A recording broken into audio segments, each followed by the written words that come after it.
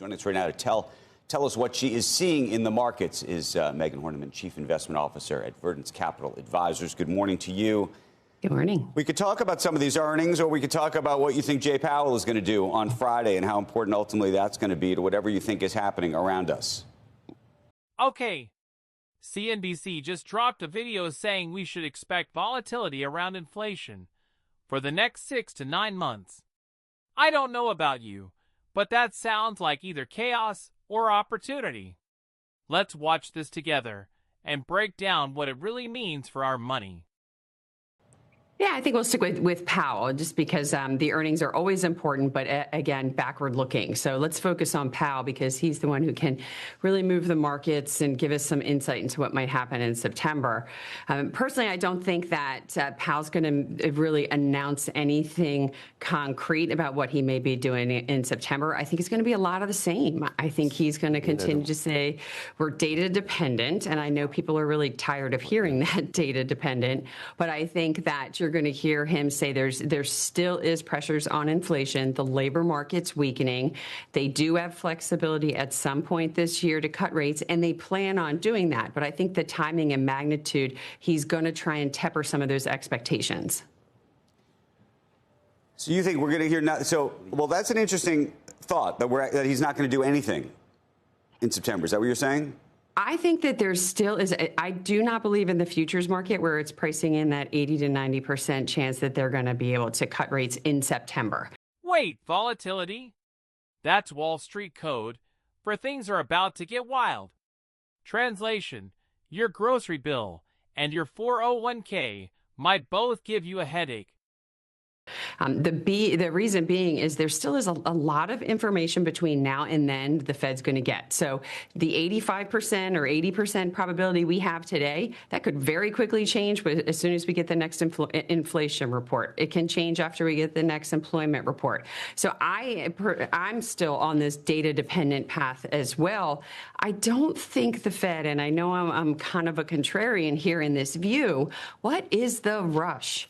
We still have other meetings this year, and we still don't know what those tariffs that went into place starting August 1st, those negotiating tariffs, what that's going to filter to in inflation. And I know there's a lot of optimism around the inflation data we got last week.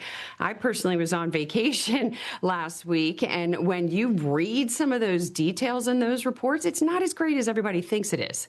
And I really hope that the Fed is taking a look at that, because if they come in and they cut rates, or they come in this week and they come with a really dovish tone into how they're going to pursue monetary policy going forward, you're going to see these markets shoot right back up again, and this vicious circle of inflation come right back again. It's something I don't think they want to see. All right, let's keep it simple. Inflation up equals stuff costs more. Fed raises rates equals loans and credit cards get more expensive. Market swing equals investors panic or celebrate, depending on the day.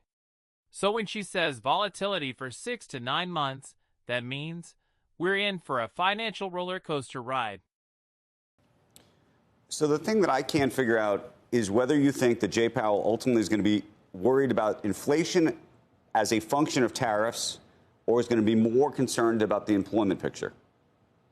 I think at this point he's going to be, I think at this point he should be more concerned about inflation. What he will be more concerned about, though, is inflation. Employment, the employment report, because we have seen some cracks there. They've been widening throughout this year, and that's been what I think the Fed's going to have to really take into consideration.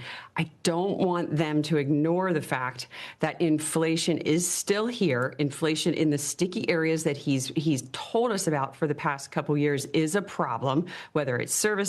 We still have some in the housing perspective. I think these are the things he's got to remember that he does not have control over. So it's that very fine line. I think you'll hear him and Jackson Hole talk about the labor market. I think that when it comes to the September meeting itself, he's going to focus on what's the furthest away from his mandate right now. I think the risks for inflation are higher. In terms, though, of that balance, do you believe that the long-term situation in terms of the inflation picture is a one-off, as the president and the administration has talked about, or do you think it's something that rolls for a very long time? Here's how I look at it. If you're just trying to buy eggs and gas, yeah, expect price swings.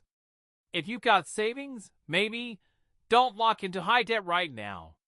If you're investing, remember, volatility also means opportunity if you stay patient. Basically, don't go buying a Ferrari on a variable loan this year.